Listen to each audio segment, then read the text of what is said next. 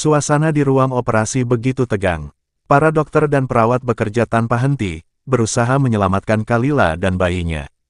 Ketika salah satu perawat menyadari bahwa Kalila kehilangan kesadaran, dokter yang bertanggung jawab langsung panik. Ia buru-buru memberi instruksi, segera beritahu keluarganya, dia mungkin tidak akan bisa mempertahankan bayi ini. Namun, suara lirih tiba-tiba menghentikan langkah mereka. Jangan, Kalila membuka matanya dengan susah payah. Tatapannya penuh dengan permohonan, air mata menggenang di sudut matanya. Tolong, jangan beritahu dia. Jangan beritahu dia tentang penyakitku. Tanpa anak ini, aku tidak akan bisa hidup. Dokter itu menarik napas dalam-dalam. Ia telah menangani Kalila cukup lama, dan sebagai teman Heston, ia tahu sedikit banyak tentang wanita ini. Dari percakapan mereka sebelumnya, ia mengerti betapa berat kehidupan yang telah dilalui Kalila. Setiap kali melihatnya, ia bertanya-tanya, bagaimana mungkin seorang wanita bisa bertahan sejauh ini dengan begitu banyak luka dan penderitaan. Sekarang, melihat Kalila dalam keadaan seperti ini, ia tahu satu hal pasti, jika bayi ini tidak bisa diselamatkan, maka Kalila juga tidak akan mau bertahan. Dokter itu menghela napas dan mengangguk. Aku akan melakukan yang terbaik. Di luar ruang operasi, Trevin berdiri dengan tubuh kaku. Kertas persetujuan operasi berada di tangannya, dan itu adalah persetujuan kedua harus ia tanda tangani dalam satu malam. Jika dibandingkan dengan tanda tangan pertama, yang kedua ini jauh lebih berat. Setiap detik yang berlalu terasa seperti siksaan. Ruang tunggu gawat darurat adalah tempat paling mengerikan baginya saat ini. Waktu berjalan sangat lambat, begitu lambat hingga seolah mencabik-cabik jiwanya. Kalila tidak bisa mati. Dia tidak boleh mati. Trevin mengepalkan tangannya erat. Ia merasa tubuhnya dingin, bukan hanya di kulit, tapi sampai ke dalam tulangnya. Padahal di luar sana masih musim panas, tetapi tubuhnya menggigil seperti tenggelam dalam es. Sementara itu, di dalam ruang operasi, dokter dan tim medis berjuang sekuat tenaga. Dokter, pasien mengalami pendarahan hebat. Tekanan darahnya turun drastis. Seru salah satu perawat panik. Suara mesin pemantau vital berbunyi nyaring, memenuhi ruangan dengan nada peringatan yang memekakkan telinga. Dokter mengerutkan kening, wajahnya penuh ketegangan. Kita butuh tanda tangan wali untuk surat keterangan kondisi kritis. Perawat segera mengangguk, siap berlari keluar. Tunggu, dokter melanjutkan, golongan darah pasien Rh negatif. Segera cek ke bank darah. Salah satu perawat buru-buru keluar untuk memastikan ketersediaan darah. Namun, beberapa menit kemudian, ia kembali dengan wajah pucat. Dokter, stok golongan darah ini habis. Apa yang harus kita lakukan? Hati dokter itu mencelos. Golongan darah langka seperti ini selalu menjadi tantangan di saat darurat. Coba hubungi rumah sakit lain. Serunya, perawat itu langsung berlari keluar. Di luar, Trevin berjalan mondar-mandir di depan ruang operasi. Gelisah, panik, ketakutan. Tiba-tiba, perawat keluar dari ruangan dengan ekspresi cemas. Trevin segera menghentikannya. Apa yang terjadi? Tanyanya keras. Apakah anakku sudah diselamatkan? Perawat itu tampak frustrasi dan lelah. Pasien mengalami pendarahan hebat. Golongan darahnya terlalu langka. Jika kita tidak menemukan donor darah segera, kita mungkin tidak bisa menyelamatkannya. Bahkan bayinya, Trevin merasakan jantungnya seperti berhenti berdetak. Darahnya terasa membeku. Seolah dunia di sekelilingnya runtuh dalam sekejap. Dengan suara bergetar, ia berkata, kalau begitu, lakukan transfusi. Berapapun harganya, aku akan membayar. Perawat itu menatapnya dengan ekspresi tidak percaya. Bukan masalah uang, Tuan. Rumah sakit tidak memiliki stok darahnya. Trevin merasakan kepalanya berdenyut keras. Tidak mungkin. Namun, di tengah kepanikannya, ia tiba-tiba teringat sesuatu. Atau lebih tepatnya, seseorang. Soraya. Ia tahu Soraya memiliki golongan darah yang sama dengan Kalila. Tanpa pikir panjang, ia segera mengeluarkan ponselnya dan menekan nomor Soraya. Soraya, aku butuh bantuanmu sekarang. Tak butuh waktu lama, Soraya tiba di rumah sakit. Ia sudah menduga alasan Trevin memanggilnya. Darahnya, Kalila membutuhkan transfusi, dan saat ini hanya dia yang bisa menyelamatkannya. Soraya mengepalkan tangannya erat. Kuku-kukunya menancap dalam di telapak tangannya, tapi ia sama sekali tidak merasakan sakit. Trevin menatapnya dengan mata penuh harapan dan ketakutan. Suaranya bergetar ketika ia berbicara. Kalila kehilangan terlalu banyak darah. Bank darah rumah sakit kehabisan stok. Golongan darahmu sama dengannya. Saat ini, hanya kamu yang bisa menyelamatkannya. Soraya diam. Di dalam hatinya, perasaan benci dan cemburu berkecamuk. Haruskah aku benar-benar menyelamatkan Kalila? Tapi saat melihat ekspresi putus asa di wajah Trevin, Soraya tahu bahwa jika ia menolak, ia akan kehilangan satu-satunya kesempatan untuk tetap berada di sisinya. Jadi, ia mengangguk. Tentu, Trevin, aku akan melakukannya. Soraya menggertakkan giginya, menahan amarah yang membara di dadanya. Melihat lelaki yang ia cintai begitu mengkhawatirkan wanita lain, mendahulukan kepentingan Kalila di atas segalanya, membuatnya sakit hati. Dengan ekspresi sedih, ia menatap Trevin dan berbisik, "Trevin, aku juga terluka." Bagaimana mungkin Trevin tega memintanya mendonorkan darah untuk Kalila? Ia tahu betul kondisi Kalila, jantungnya lemah. Kehilangan darah dalam jumlah besar bisa menyebabkan kerusakan serius pada tubuhnya. Namun, semua manusia pada dasarnya egois. Soraya lebih egois dari siapapun. Ironisnya, ia seolah melupakan bahwa semua kekacauan ini adalah rancangannya sendiri. Trevin memahami bahwa keadaan Kalila memang rapuh. Tapi sekarang, nyawanya sedang berada di ujung tanduk. Ia tidak punya pilihan lain. "Soraya, aku tahu Kalila telah menyakitimu. Aku pun bersalah karena meminta ini darimu. Tapi, selama kau mau membantuku menyelamatkannya, aku berjanji akan memenuhi semua syaratmu." Mata Soraya yang semula redup tiba-tiba berbinar. Ini adalah kesempatan emas. Hatinya melompat girang. Jika ia memainkan kartunya dengan benar, ia bisa menggunakan situasi ini untuk mengikat Trevin selamanya. Jika pria itu sudah berjanji, ia tahu Trevin tidak akan mengingkarinya. "Apakah kau benar-benar akan menyetujui semua syaratku?" tanya Soraya dengan hati-hati. Ya, Soraya menahan senyumnya. Bahkan tanpa tawaran ini, ia tahu jika ia menolak membantu, Trevin tidak akan pernah memaafkannya. Jika sesuatu terjadi pada Kalila, jika Kalila meninggal, maka celah di antara mereka akan semakin lebar, mustahil untuk diperbaiki. Maka, dengan suara lembut dan penuh kepura-puraan, Soraya berkata, "Baiklah, aku berjanji padamu." Ia menambahkan, "Bagaimana kondisinya sekarang?" Trevin menggelengkan kepala, suaranya penuh ketidakpastian. "Aku tidak tahu pasti. Soraya, aku telah berbuat salah padamu." Soraya tersenyum samar, meski dalam hatinya ia mengejek. "Tidak apa-apa, selama adikku baik-baik saja." Trevin menatapnya dalam diam. Ia merasa semakin bersalah. Hari ini, Kalila memang mendorong Soraya hingga terjatuh dari tangga. Namun, alih-alih membalas dendam, Soraya justru bergegas ke rumah sakit untuk menyelamatkannya. Seketika, Trevin mendekat dan memeluknya. Kemudian, tanpa pikir panjang, ia langsung menggendong Soraya di pelukannya. Soraya terkejut, jantungnya berdegup kencang.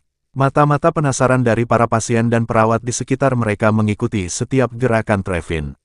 Dengan suara lembut dan sedikit malu, Soraya berbisik, "Trevin, orang-orang melihat kita. Aku malu, turunkan aku." Namun, Trevin hanya mempererat pelukannya. "Dengan cara ini lebih cepat sampai ke ruang operasi," ucapnya datar, sebelum melangkah cepat menuju ruang transfusi darah. Seketika, sorot mata Soraya berubah. Jadi ini bukan tentang dirinya. Ini hanya tentang Kalila. Hatinya yang semula dipenuhi kegembiraan, kini terasa dingin dan kosong. Sesampainya di ruang transfusi, Trevin langsung berkata kepada perawat, "Golongan darahnya cocok. Cepat ambil darahnya." Tanpa membuang waktu, perawat segera mempersiapkan prosedur pengambilan darah. Saat jarum menembus kulitnya dan darah mulai mengalir keluar, Soraya mulai merasa lemah. Pandangannya sedikit berputar, tubuhnya terasa ringan, dan kepalanya mulai pening.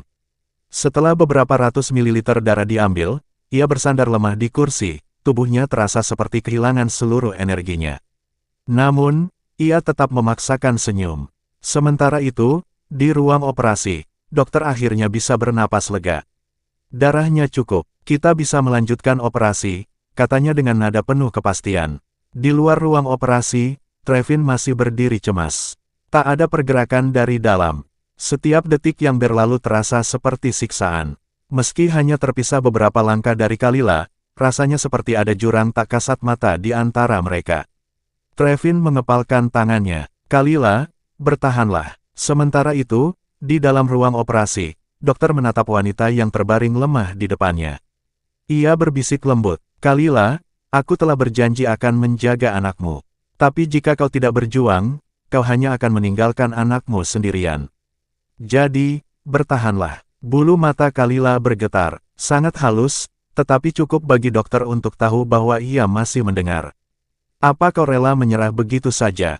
Dokter melanjutkan, "Kau telah berjuang sejauh ini demi anakmu. Jangan biarkan semua usahamu sia-sia." Tepat saat kata-kata itu diucapkan, setetes air mata mengalir dari sudut mata Kalila. Perawat yang menyaksikannya merasa tersentuh. Semua orang di ruangan itu bisa merasakan betapa kerasnya Kalila bertahan. Di ruangan lain, Soraya berbaring di tempat tidur, tubuhnya masih lemah. Namun, matanya tetap terarah keluar, ke pintu ruang operasi tempat Trevin berdiri. Ia tidak perlu bertanya, dari cara Trevin terus mondar-mandir, dari bagaimana setiap serat ototnya tegang, dari ekspresi cemas yang tak bisa disembunyikannya, Soraya tahu. Pria itu hanya peduli pada Kalila. Sementara itu, di dalam ruang operasi, Kalila masih tak sadarkan diri. Tubuhnya lemah, tangannya penuh bekas luka, rambutnya berantakan. Ia tampak begitu rapuh. Perawat yang menanganinya berbicara dengan lembut, "Bertahanlah, demi anakmu. Kami telah menyelamatkan kalian berdua. Jangan sakiti dirimu lagi." Ujung jari Kalila bergetar. Perawat mengira itu karena rasa sakit, jadi ia buru-buru menenangkan, "Tidak apa-apa. Rasa sakitnya akan hilang sebentar lagi. Kau akan baik-baik saja." Tapi Kalila tidak peduli dengan rasa sakit itu. Yang lebih menyakitkan baginya adalah luka yang tak terlihat. Pengkhianatan, penolakan, dan kehancuran hatinya. Berulang kali ia disakiti oleh orang yang ia cintai. Berulang kali ia dipermalukan, dihancurkan, dan dibuat merasa tak berharga. Tapi meskipun begitu, anaknya masih ada. Denyut kecil dalam tubuhnya masih bertahan. Dan karena itu, karena satu alasan kecil namun begitu besar itu, ia harus terus hidup. 1 jam setelah Soraya tiba di rumah sakit, Bibi Mari pun menyusul dengan tergesa-gesa. Begitu sampai, ia langsung menuju meja resepsionis, karena tidak tahu pasti di mana Soraya dirawat.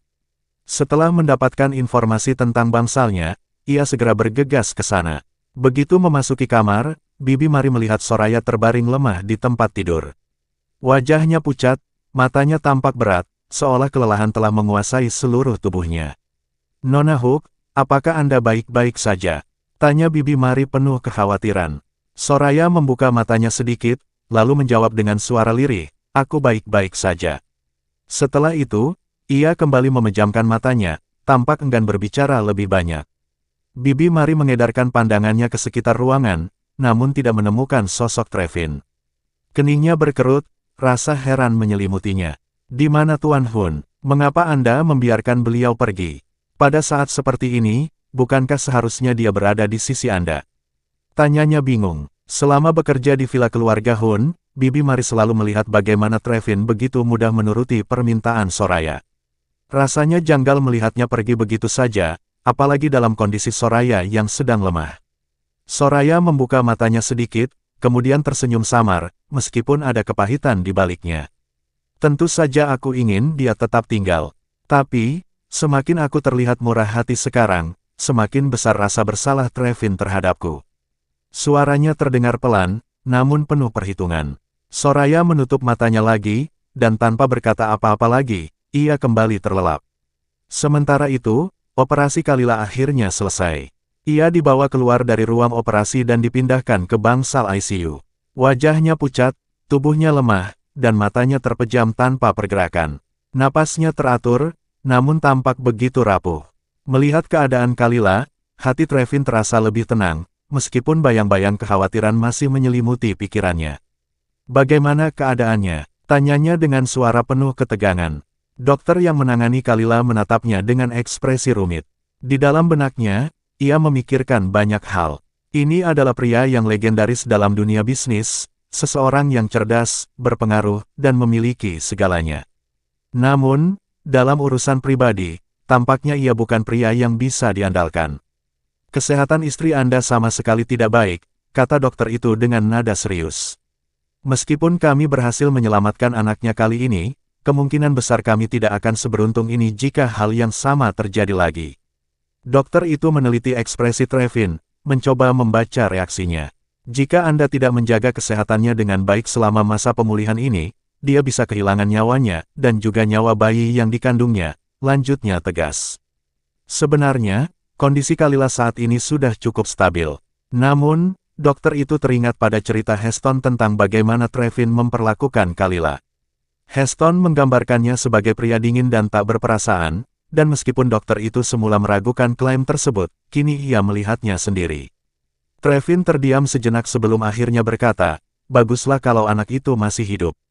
Kalimat itu membuat dokter tersebut geram. Baginya, setiap kehidupan memiliki nilai yang sama. Tak peduli kaya atau miskin, kuat atau lemah, semua manusia berharga. Namun, dari caranya berbicara, Trevin tampak seperti seseorang yang hanya membagi manusia dalam kategori tertentu, berguna, tidak berguna, sekutu, atau musuh. Dalam dunia bisnis, pola pikir seperti itu mungkin menguntungkan. Namun, dalam kehidupan pribadi, itu hanya akan membuatnya menjadi pria yang mengerikan, seorang suami yang dingin dan seorang ayah yang tak berperasaan. Namun, dokter itu memperhatikan sesuatu yang menarik. Trevin tidak tahu di mana harus menempatkan Kalila dalam kategorinya. Kadang ia memperlakukannya sebagai sekutu, kadang sebagai sesuatu yang berguna, kadang sebagai seseorang yang tidak berguna, dan kadang bahkan sebagai musuh.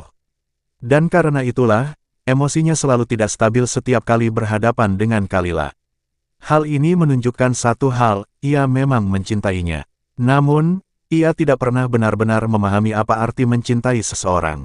Dokter itu khawatir. Jika Trevin tidak segera menyadari perasaannya, ia mungkin akan melakukan sesuatu yang akan membuatnya menyesali perlakuannya terhadap Kalila seumur hidup. "Bagaimana mungkin aku mengharapkan orang sepertimu memahami penderitaannya?"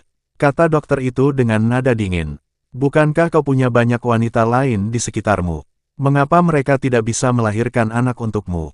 Haruskah kau memaksa wanita yang hampir kehilangan nyawanya ini untuk tetap mengandung?" Trevin mengerutkan kening, tampak tidak memahami maksud dokter itu. "Apa maksudmu?" Dokter itu menghela napas, sedikit tidak percaya bahwa pria seperti Trevin bisa begitu buta terhadap situasi yang ada. Jika ini adalah sebuah film, mungkin ia akan tertawa melihat betapa ironisnya situasi ini. Namun, ini adalah kenyataan. Dan dalam kenyataan, tidak ada yang lucu dari kebodohan seorang pria yang mempertaruhkan nyawa wanita yang seharusnya ia lindungi. "Andalah yang harus menemukan jawabannya sendiri, Tuan Hun," kata dokter itu akhirnya. Ia sudah mengatakan terlalu banyak. Jika ia bicara lebih jauh, Trevin mungkin akan menyadari sesuatu yang akan mengubah segalanya, dan mungkin juga menghilangkan kesempatan dokter itu untuk tetap menjaga Kalila.